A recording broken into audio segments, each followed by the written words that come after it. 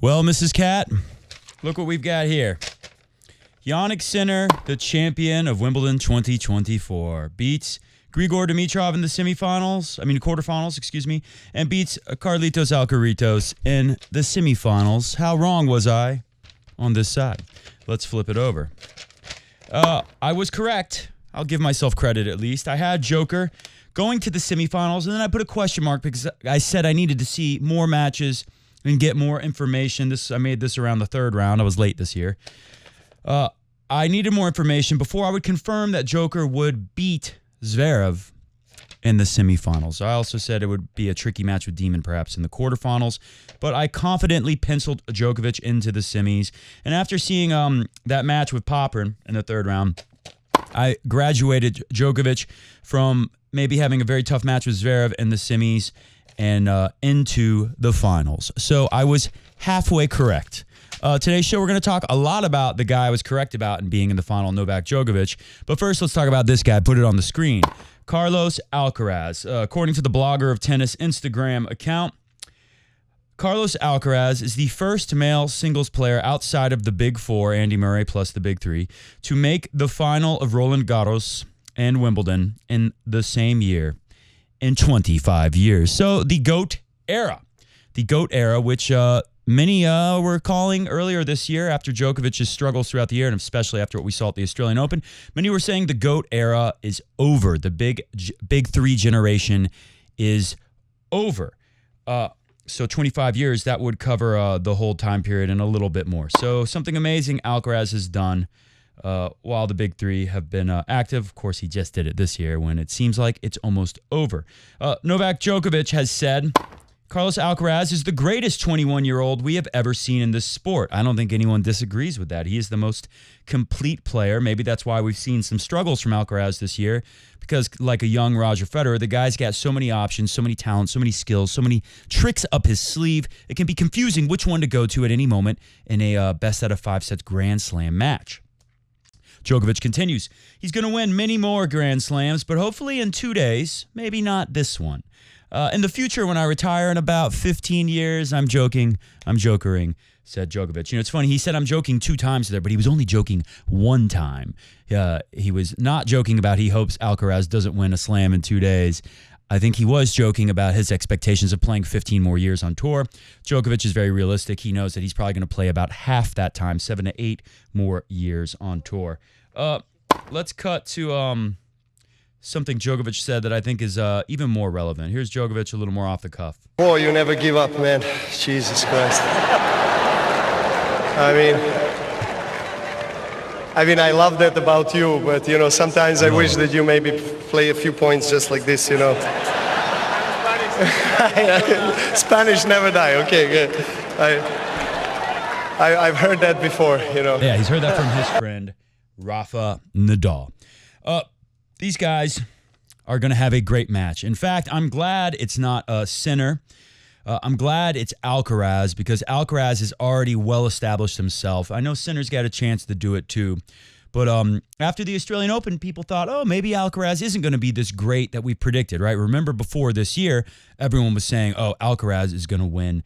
He's going to win everything. He's going to have more majors than the Big Three. He's going to get into the 20s and beyond.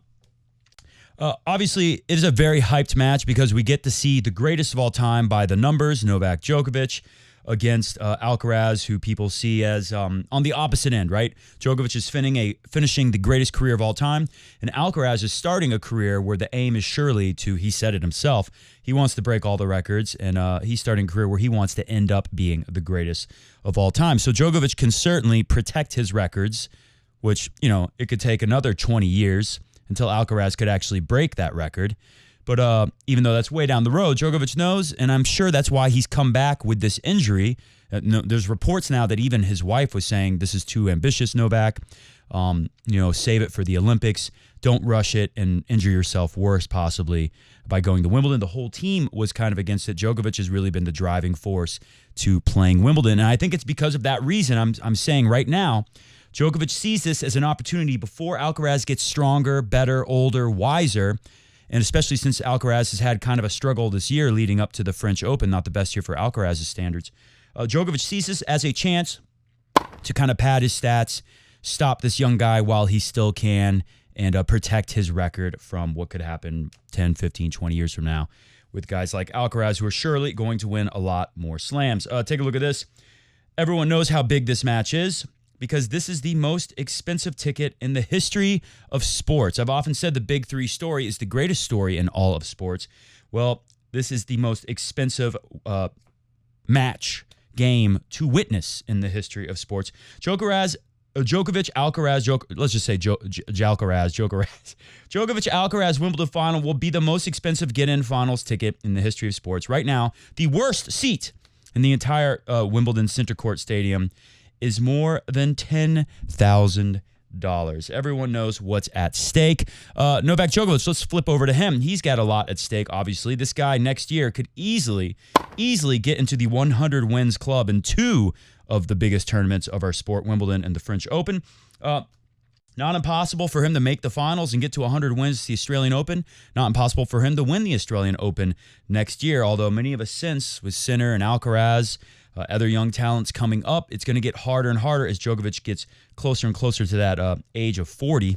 U.S. Open, we'll see. He has to have a decent run this year, and then maybe he could get into the 100 club next year in all four majors. It is possible, if not difficult, and he'll definitely do it at Wimbledon next year if he plays. Novak Djokovic, called the GOAT, is the GOAT in my opinion. I know there's still people who disagree, but look at a couple more stats of Novak Djokovic going into this huge match, a big match for his career and his legacy tomorrow. Djokovic is playing in his 75th Grand Slam at Wimbledon. He has reached the final 37 times. Mrs. Goat says I got a little too loud for her taste. Doesn't have the stomach of Mr. Goat. Did I say Mrs. Goat? Mrs. Cat. They never got married, her and Mr. Goat, so that's not her true name. She's Mrs. Cat. He's reached the final 37 times in his 75 Grand Slams. That's over 20 years if you count majors that he has missed, and of course majors that we all missed in 2020. 49.3% of the time, Novak Djokovic. Oh, don't forget the one where he got deported from Australia. That was another major he missed, where he probably would have won that. Don't forget the one he got thrown out of in 2020 at the U.S. Open, where he probably would have won that. The Wimbledon that was canceled in 2020, Djokovic probably would have won that. But throw all that out, even with those things mentioned, he has made 49.3% of the time he enters a major in his entire career, he has made the final. That's basically 1 out of 2. That is insane. But if that's not good enough for you, let's go to 2011 when he started his streaks of dominance. Since the start of the 2011 season, Novak Djokovic has played 51 Grand Slams.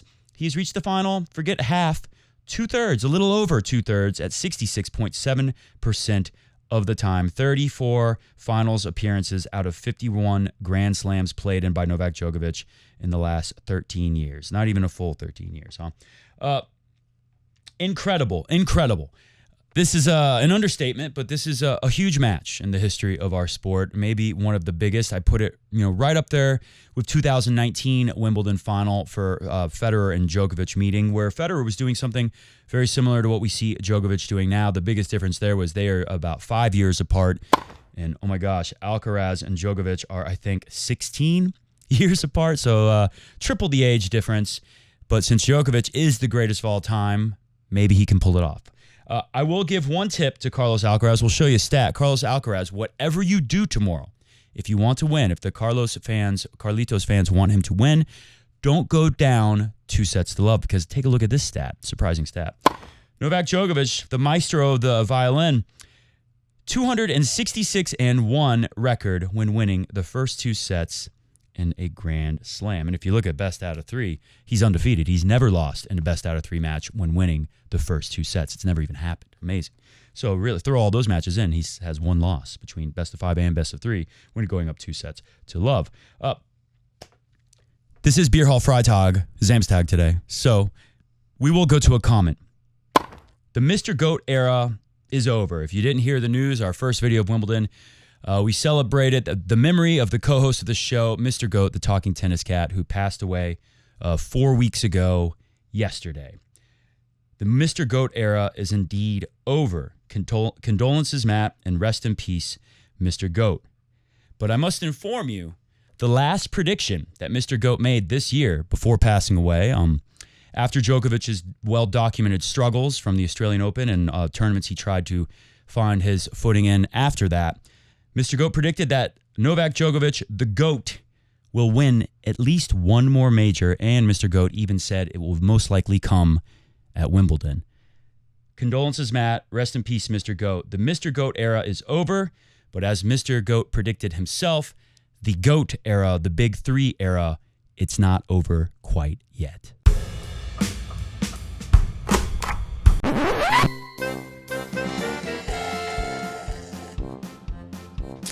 Welcome to Coffee Break Tennis. Welcome to Bierhall, Freitag. Actually, heute ist Samstag. Coffee Break Tennis, the show where, put this comment on the screen, the only tennis channel that makes sense. The others are simply unbearable, according to this comment. Bierhall, Samstag, or Freitag, or Sonntag, or Montag, or Dienstag.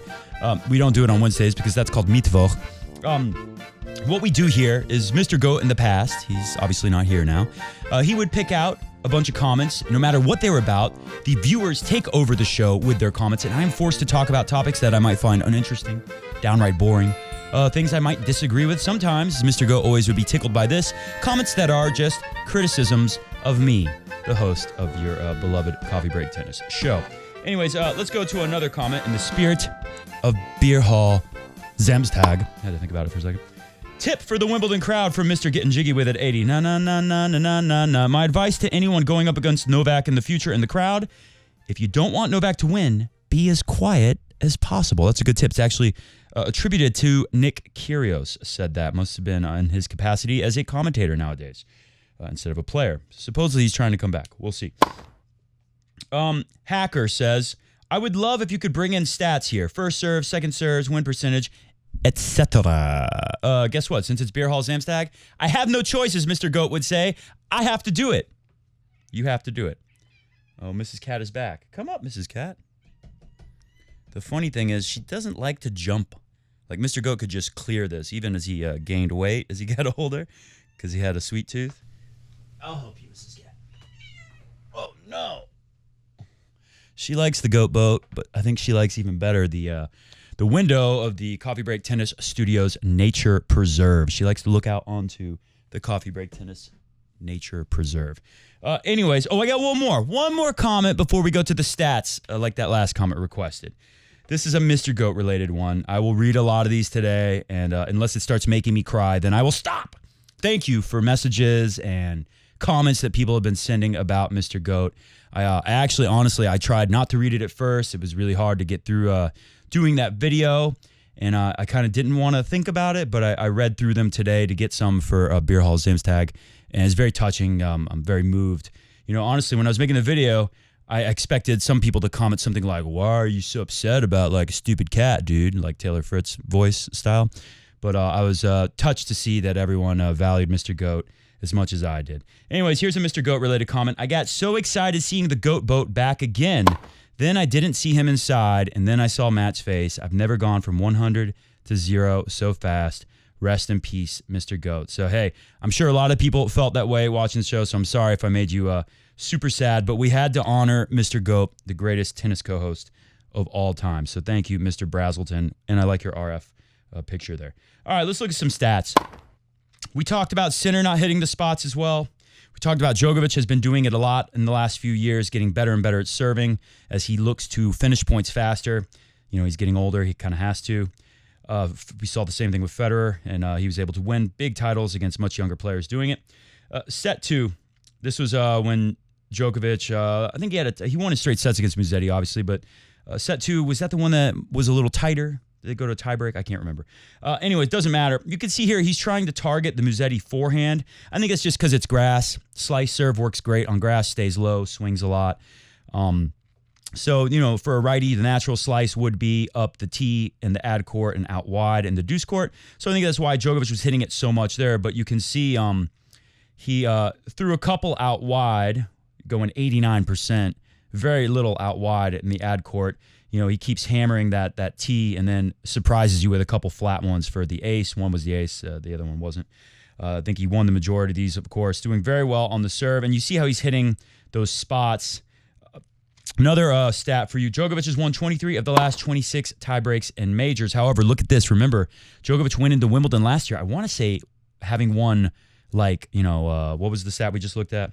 23 of the last 26.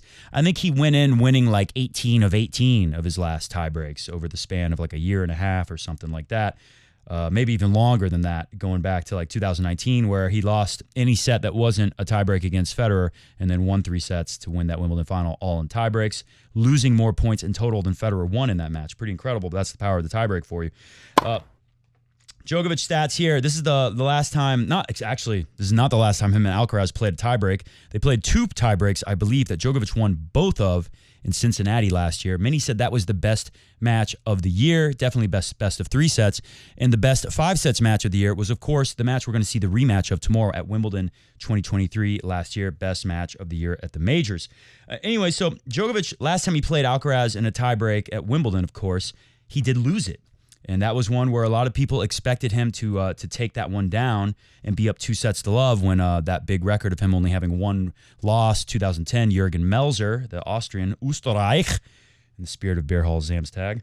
Anyways, any more interesting stats that stand out from last year's final? Let's just look at that while we're here. Clearly, Alcaraz is more aggressive on the serve than Djokovic, or at least more... Well, I was going to say more accurate, but 7 double faults, 9 aces. Djokovic, 2 aces, 3 double faults. First serve, more accurate. Djokovic hitting 64%, first serves in to 62. I think just going bigger, obviously, with the more aces and the more double faults. Alcaraz winning more by a decent bit, 8% more on the first serve, losing a little bit less on second serve.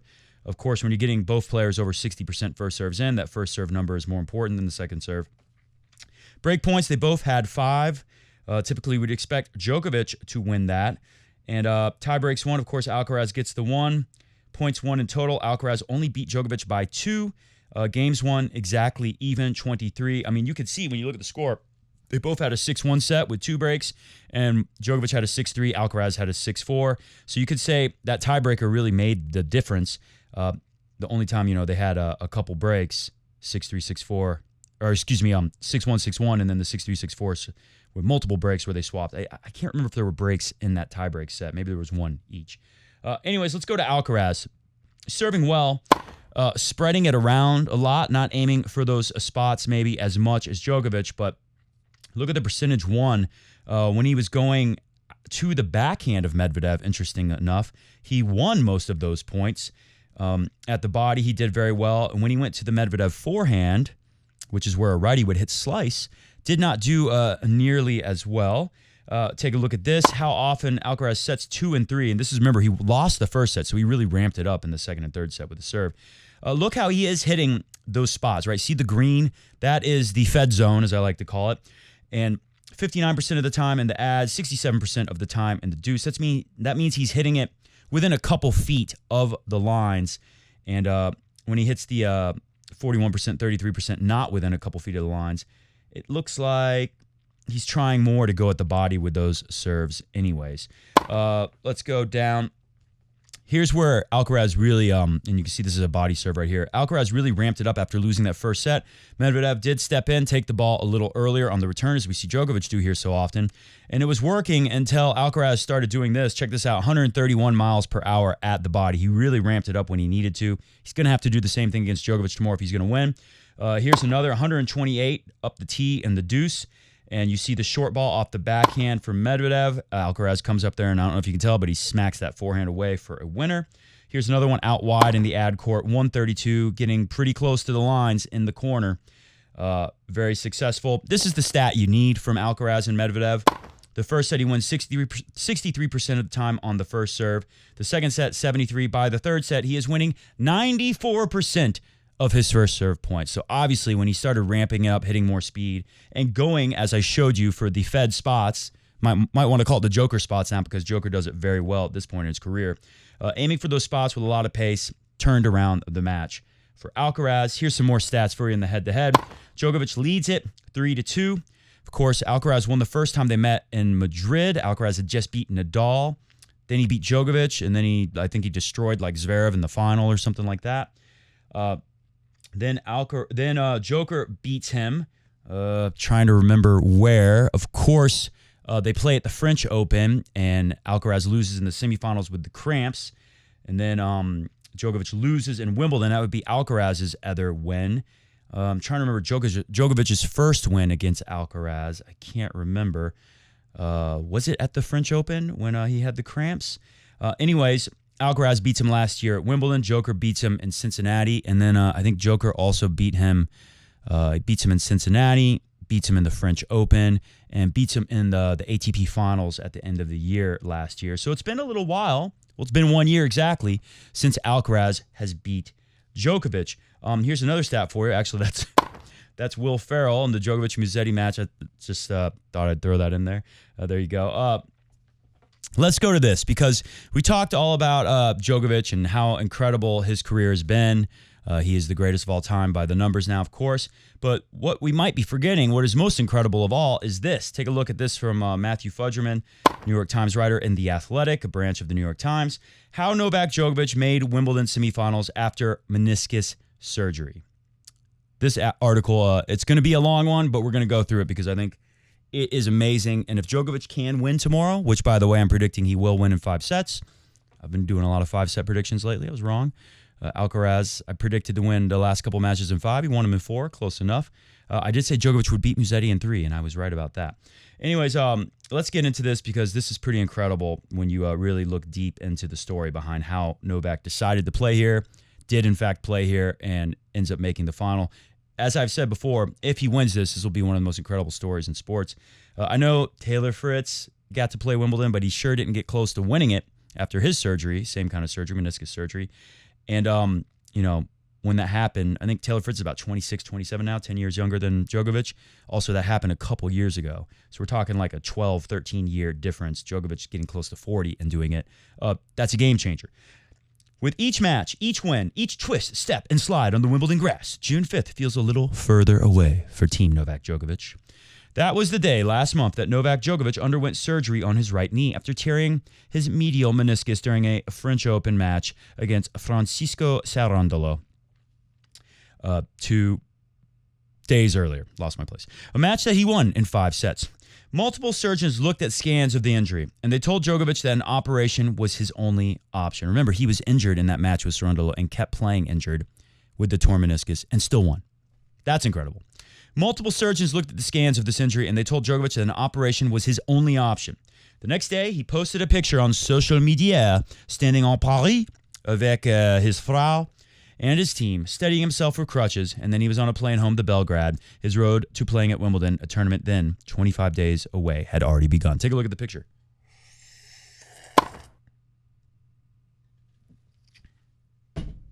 This is the most full I've ever had. The Bierhall Samstag mug, Steiner, whatever you call it in German. I'm not sure actually. Most of the Mrs. Cat would like some, I think. Most of the people standing with him in that photo thought it was ridiculous. It was Spinst. Du Spinst? It was outrageous to consider recovering in time for an event that he had won 7 times. The more realistic goal figured to be the Olympics, Paris on July 27th. Oh my gosh. That's like that's 14. That's like 2 weeks away. Oh my God. The Olympics is perhaps the only important tournament in the world where the ultimate prize has eluded Djokovic. Djokovic, however, had other ideas. He focused on Wimbledon, feeling in his heart that something would be off with the universe if he had to miss Wimbledon. The story of his comeback is based on Djokovic's public statements and posts alongside discussions with blah, blah, blah. So Matthew Fudgerman's letting you know what he did to come up with this story. He also says that he spoke anonymously so not to compromise relationships with the players' inner circle to close members of the Djokovic team. Okay, interesting there. A key part of that recovery was Djokovic's willingness to consider that his team close to him at all times. Mrs. Cat wants back up. Here you go, Mrs. Cat. She likes to use the chair as like a booster. She doesn't want to. She doesn't want to jump up on the desk on her own. She wants to use the booster, and I'm in her way. Sorry, Mrs. Cat. Anyways, a key part to the recovery was Djokovic's willingness to consider that his team close to him at all times, relied upon for their insights, might not have all the answers to his questions about how he could do something that appeared to be unthinkable, that is, coming back in time to win Wimbledon. Days after the operation, the surgeon who conducted the partial meniscectomy, let's drink a little more beer, maybe that'll help me say it, on Djokovic, Antoine Garomette told French news outlets L'Equipe the team, for those of you who don't speak Francais, that while the normal recovery time is 3 to 6 weeks, adding it would be difficult for his patients to be at 100% on the short side of that time frame. So he could recover in 3 weeks, but he would not be close to 100% after 6 weeks, which, spoiler alert for this article, I think Djokovic hits exactly 6 weeks tomorrow when he could expect to be closer to 100%. The arthroscopic procedure uses a duckbill punch tool. That sounds terrifying. I hope I don't have to stick that in my knee. And a shaver to excise and smooth the frayed edges. Sorry, if trigger warning if you're disgusted by this medical talk. Plug your ears for like 5 seconds. He used the tool and the shaver to excise and smooth the frayed edges of the torn portion of the meniscus, rather than conducting a full repair, which involves stitching the meniscus back together and requires the patient to spend multiple weeks afterwards in a knee brace. Djokovic said, no, I'm not doing that one. Most people took General Mette's statement to mean that Djokovic would not be able to play Wimbledon. Djokovic, however, was not one of those people. I'm going to do my best to be healthy and fit to return to the court as soon as possible, said Djokovic in a post on social media after the surgery. My love for this sport is strong, and the desire to compete at the highest level is what keeps me going. So maybe it's not about him padding his stats to make it harder for Alcaraz or some other player we don't even know about yet, or Sinner maybe, from breaking all of Djokovic's records 20 years from now. Maybe it's not about that. I mean, I'm sure it's a factor. But my love for the sport is strong. The desire to compete at the highest level is what keeps me going. I believe that. We've seen it with Rafa. He's going through hell to try to keep competing, and we know Roger did everything he could. Love matters, but experience of both load management and the exertion of 2 weeks of a Grand Slam matter more. Djokovic has long known that he can beat most players, especially in the early days of a tournament, while far from 100%. He also treats his body as a temple, which gives himself a leg up when it comes to quicker recovery. Generally, doctors and trainers say the healthier you are to begin with, the faster your recovery process can be. Like I said, there's a long one, but bear with me. We got to get through this because it's an incredible story what Djokovic is doing here, and we got to take a closer look. Djokovic played compromised at the Aussie Open 2021 when he tore a muscle in his stomach midway through the tournament, but he won it anyways. He did it last year in Melbourne as well when he suffered a small tear in his hamstring just ahead of the event. Organizers were fully prepared for Djokovic to pull out. Enter Mariana Kovacevic, a specialist in muscle regeneration, who worked with Djokovic on the days between his matches to prepare him for the next day. He barely hit a tennis ball on off days. He hobbled through his first matches, improved through the second week, and won his 22nd Grand Slam title. Ever since Djokovic showed up at the All England Club a week before the start of this year's tournament, he's been thinking about his recovery process in a way few others ever have. To make his venture worthwhile, he did not need to be perfect or even close to it. For his first round match, he just had to be good enough to buy himself a little more time to keep recovering to the point where he might be right now, or he might be tomorrow, where he could win it, even against someone like Alcaraz. To get to that point, Djokovic reached outside his regular circle of coaches and trainers for specialists in knee rehabilitation. Just as he had done when he had the hamstring tear in Australia last year, Milan Amonovic, looks like he went with Serbian people to help him with these regeneration things, a trainer and physiotherapist has long worked with, is more of a generalist. Never mind. That guy wasn't enough. Djokovic and his team felt someone who specialized in making knees stronger quickly could be helpful. He went to the knees over toe guy. Just kidding, he didn't go to him. He went to Jean-Georges Cellier, a French physiotherapist who has previously worked with Richard Gasquet, A.A. Monica, and drafted in to support Djokovic's rehabilitation. In Belgrade, in Serbian homeland, Luta, a seaside village in neighboring Montenegro, where he has a villa, Djokovic followed a regimented daily schedule of flexibility, training, exercise, blah, blah, blah. You get the idea. He was doing a bunch of stuff.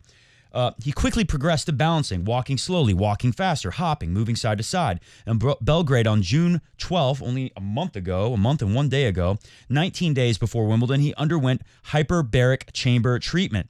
Djokovic, who has well-established reputation for trying anything that might improve his physical state, from climbing into a pressurized egg,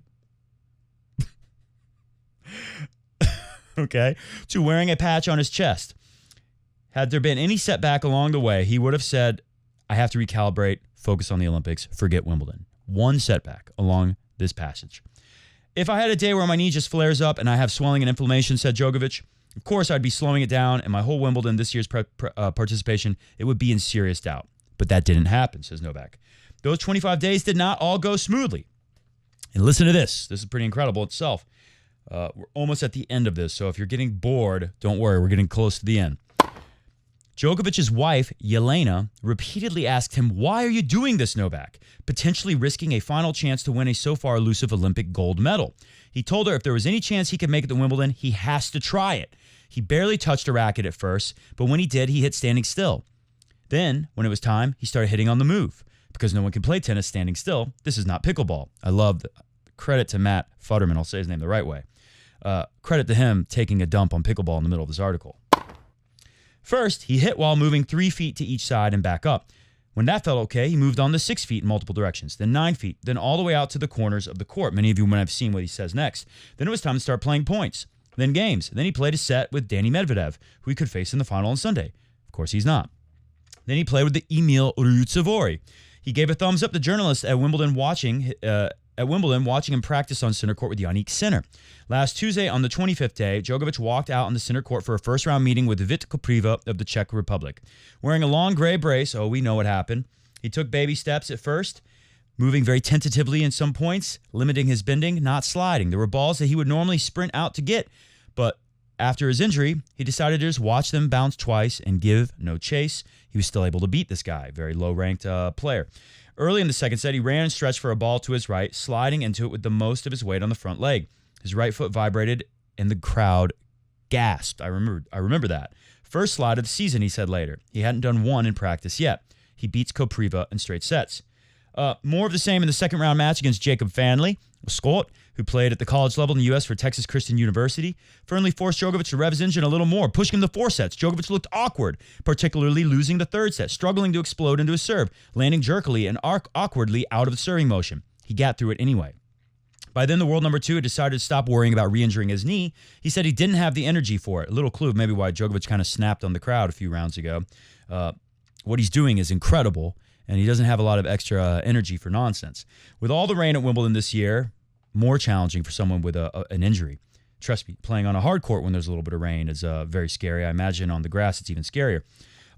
He's largely played his matches under the roof on center court. More humidity, more moist grass. That increases the humidity in the arena and can make the grass more slippery, Djokovic said. He had been slipping less than in previous years, but that's perhaps because he's been moving a little more careful, a silver lining this year. In his 4th round match against Holger Rune, it was time to throw caution to the wind. He was in the second week of Wimbledon, the point where you can start to smell the business end of the championship. Finally, nearly 5 weeks after he went under the knife, it was time to break out his famous splits. Nothing hurt me, he said. I'm really glad. On Wednesday, Djokovic got his biggest break with Demon Hour pulling out. Let's skip ahead a little.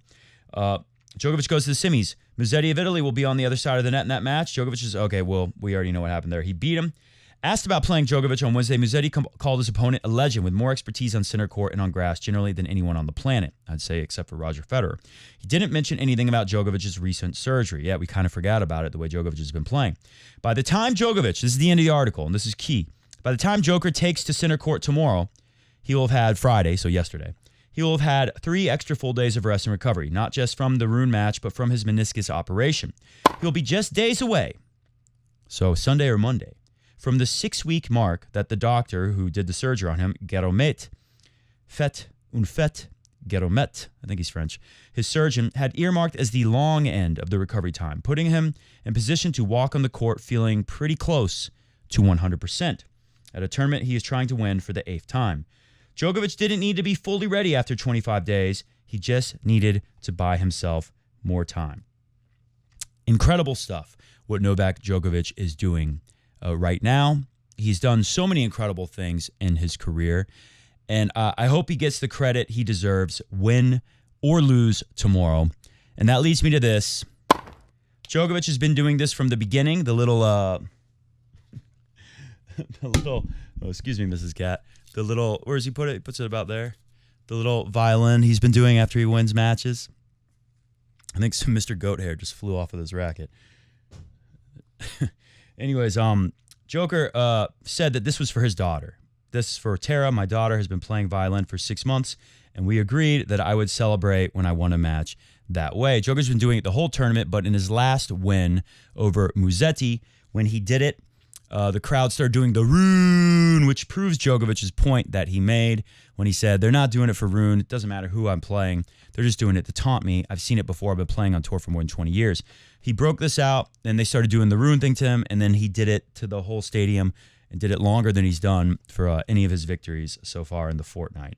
So anyways, there is that, and it just kind of disgusts me that so many people around the internet, but also there at Wimbledon itself, are cheering against Djokovic. This guy has given us so much. He made the Big Three story what it is. If it was only Roger and Rafa, it's a great story. It's amazing. But it's not the same without Djokovic, even if he is playing sort of a villain for many years of this three-way rivalry between the Big Three.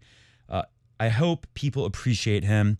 I remember saying a long time ago that one day when Djokovic is towards the end, people are going to realize that the end is near and they won't get to see him anymore and they're going to be sad and they're going to finally appreciate him. And yes, most people are doing that, but there's still a large chunk of people who are against him, and I think it's not cool. However, Joker will get the last... Stop, anhalte. Papa, da ist rot. This is something Mr. Goat would throw in. It is Bierhall, Samstag. So Okay, habe ich verstanden. Das ist grün. Das ist grün. Das... Ah! Oh mein Gott. Mein Gott! Das ist so viel. Das ist zu viel. Too schnell. Zu schnell, zu viel. Take a look at this. I just want to say, Djokovic is getting pretty close to 100%.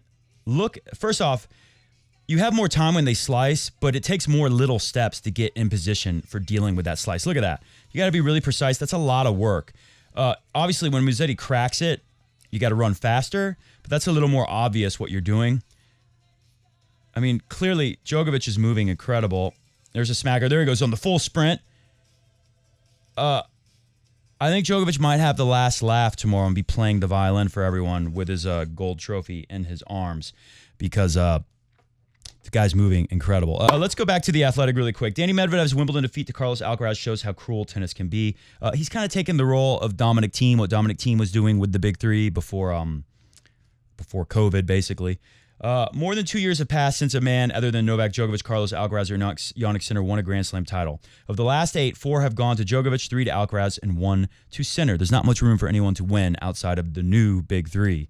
On Sunday, that sequence will extend to 9 when Alcaraz and Djokovic contest the Wimbledon final for the second year running. The Big Three of Djokovic, Nadal, and Federer won 66 Grand Slam titles between them, and these three, at least 2 of them, are not there yet. At least 2 of them are not there yet. I'm not sure what they're saying there, actually. But they are beginning to acquire one of the era-defining trio. Oh, he's talking about Sinner and Alcaraz are not quite. Yeah, obviously they're not there yet. Maybe they will in 20 years. To win a Grand Slam title, beating one of them likely won't be enough, right? We always talked about that with the Big Three. If you beat Federer, good for you, but you're probably going to have to beat Nadal to win the tournament, and you might have to beat Djokovic too. You might have to beat all 3 of them. You're very likely going to have to go through at least 2 of the 3 if you want to win a major. That has been the reality of tennis for many years. At the moment, there's one guy in particular who keeps getting got. Medvedev is ranked number 5 in the world behind Zverev, but over the period in which Djokovic, Alcaraz, and Sinner have won the last 8 slams, he's been the one to come the closest to breaking up the oligopoly.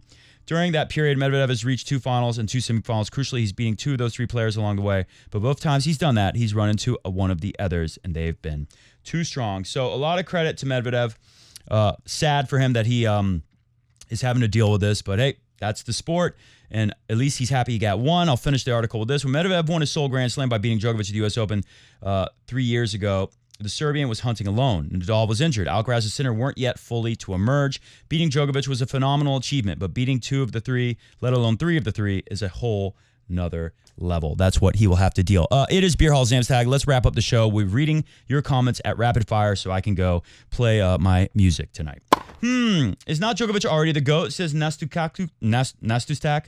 What are you talking about? He don't need to win anything anymore. I wasn't quite saying that. I was saying that a lot of people are still trying to find ways to argue that Djokovic isn't the GOAT. I saw somebody sent me that Rafa leads Djokovic not in their head-to-head overall, but in the head-to-head in the majors, and that proves that Rafa is better in the majors. The only problem with that is majority of their matches that they've played in the majors have come to at the French Open because many times Djokovic would get to the end of Wimbledon or the Australian Open and Nadal wouldn't even be there for Djokovic to beat him and change that head-to-head in his favor.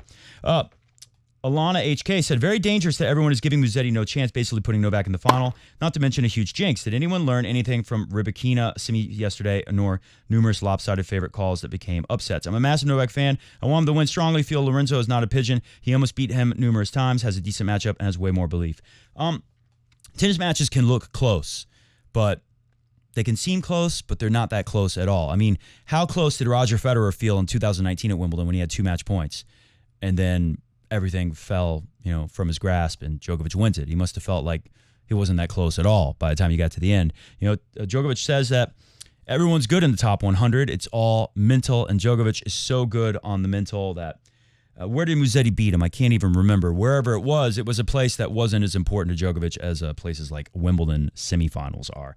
So I will say that. One more point. I'm not trying to diss Alana at all, but one more point. She says, what did we learn from Rybakina? We don't need to learn much because the women's tennis you can't compare to men's tennis because of the big three. There is no dominance. Yeah, Rybakina should have been a big favorite, but it just doesn't compare to big three kind of dominance and what they've done for 20 years. Kathy says, now Sinner is hurting. Where does it end? Novak got hurt at the right time and was able to rehab in time. Who would have known? Life is a wonder, particularly in sports. Heartfelt thoughts of Mr. GOAT prevail. Thank you. And yeah, it's weird. It almost seems like Djokovic was smart to get hurt when he did. Mr. GOAT was named after Djokovic, says the Tristan4525, or vice versa. Hope you are coping well after the loss of dear Otis, Matt, and Mademoiselle Le Chat. Thank you.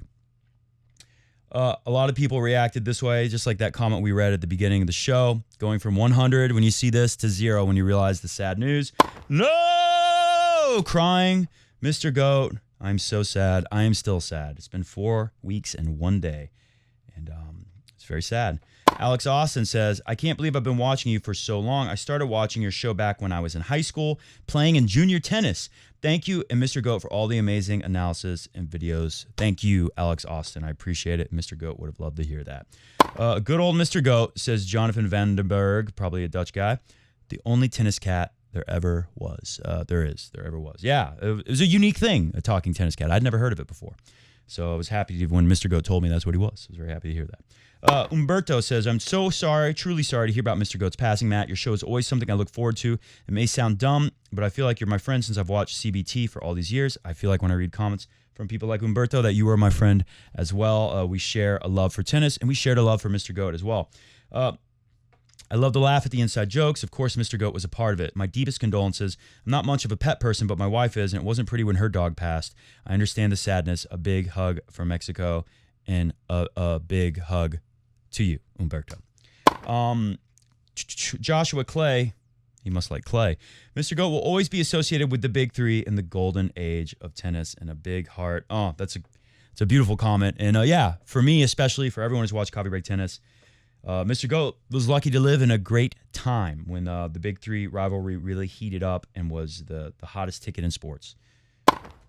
Sandra Sindiscoro says, rest in peace, Mr. GOAT. I cried with you watching the show. So sorry for your loss.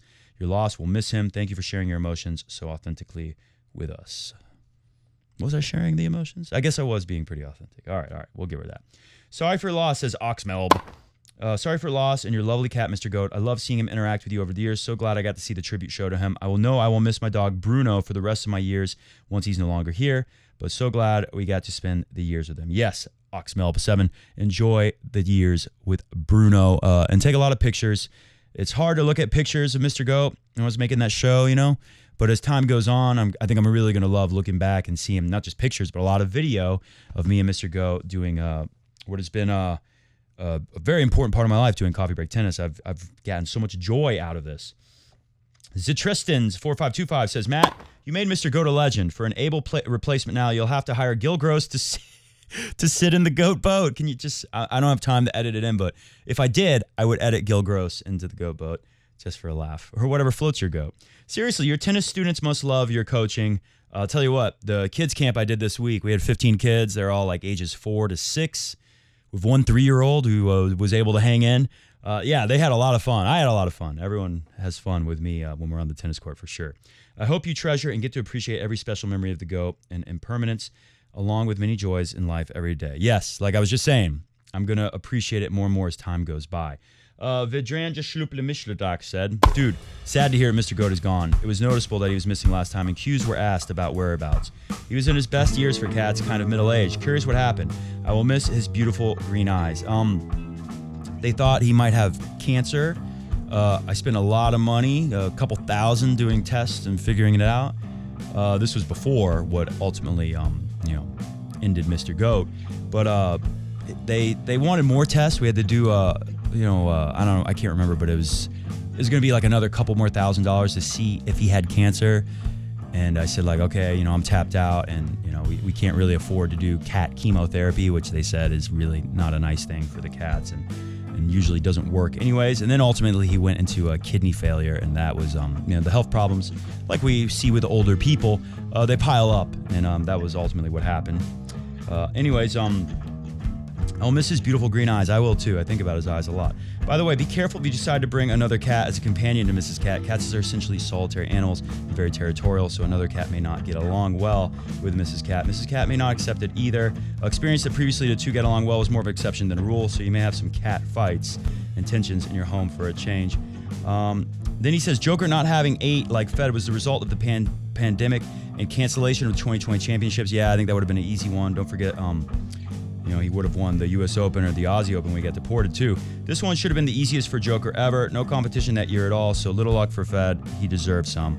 I think Joker can still do it, but I don't know if Joker can win more than one more. It's going to be hard. Tommy Paul says, Mr. Goat is great. Thank you, Tommy Paul. And finally, Alex Milinoyev says, not sure why people are amazed by Musetti's shot-making ability. Every top 20, 30 player is able to make shots.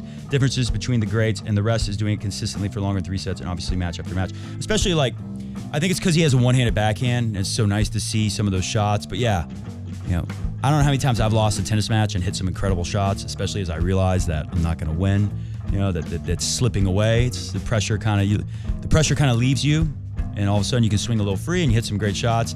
And I think that's kind of what Musetti was doing. He had no chance to beat Djokovic. Anyways, thank you for watching. Thank you for your kind words about Mr. GOAT. Enjoy the final tomorrow. We will be back either with a deep dive into how Djokovic did one of the most incredible achievements in the history of sport, or Mr. GOAT's final music video for Alcaraz that we were working on after he won the French. That might take a little longer, but we'll definitely get it done before the U.S. Open starts. See ya!